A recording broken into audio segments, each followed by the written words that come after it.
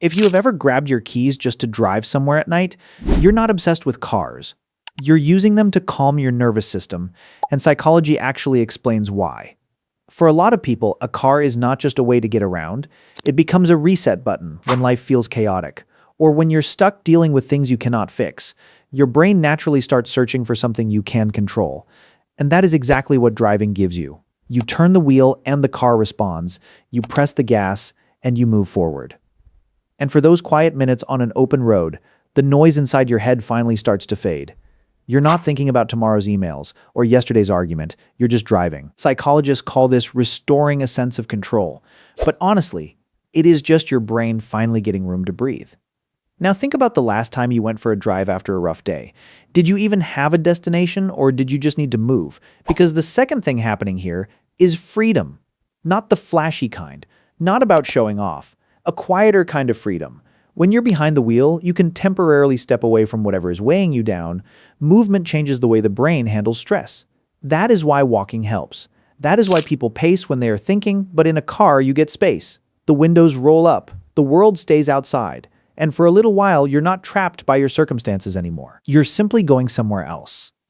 Even if it is only around the block.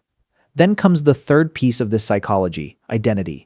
We naturally attach pieces of ourselves to the things we love. Music, shoes, places, memories, cars are no different.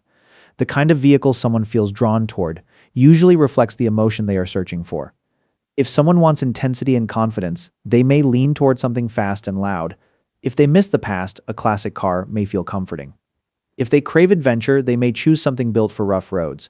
And if they simply want peace, they might prefer something smooth and quiet. Because deep down, it is never really about the metal.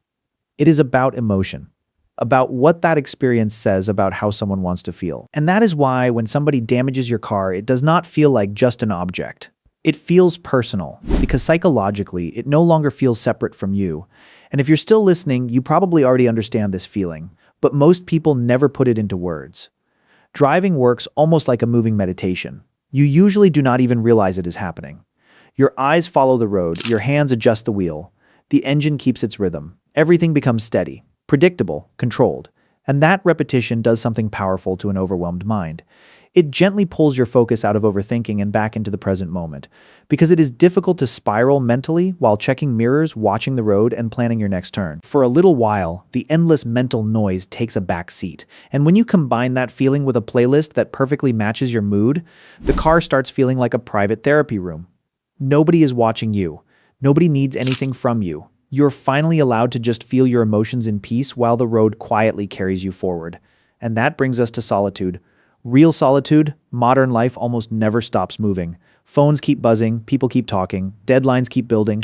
Most people have not experienced true mental silence in years, but inside a car, the world moves around you without fully getting in.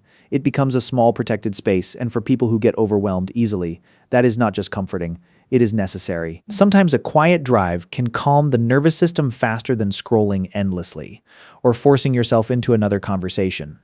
Because some minds do not recharge in crowds.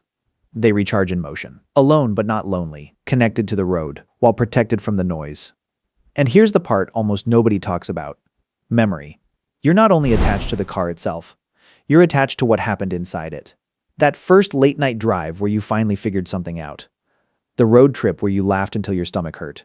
The silent drive home after bad news, with the windows down and cold air hitting your face. The brain does not store memories like files. It connects them to emotions, and cars quietly become containers for those emotions. That is why a certain song, a specific smell, or even the sound of an engine can suddenly bring back an entire moment from your past. It is not nostalgia for a machine, it is nostalgia for a feeling.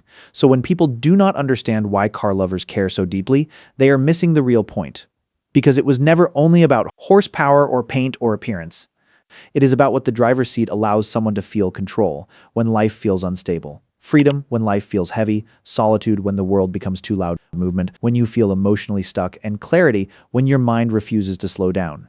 Maybe that is why late-night drives feel different. The road does not ask you to be perfect. It does not care about your mistakes. It simply asks you to keep moving forward. No pressure, no performance, just motion, quiet, and space to breathe. And sometimes that is exactly what people have been searching for all along. So now I want to ask you something. What is one drive you will never forget? Was it the song playing, the person sitting beside you, or maybe just the silence? Leave it in the comments. And if this video felt like it was speaking directly to your mind, subscribe for more videos exploring the hidden psychology behind the things we love. Thanks for watching, and drive safe.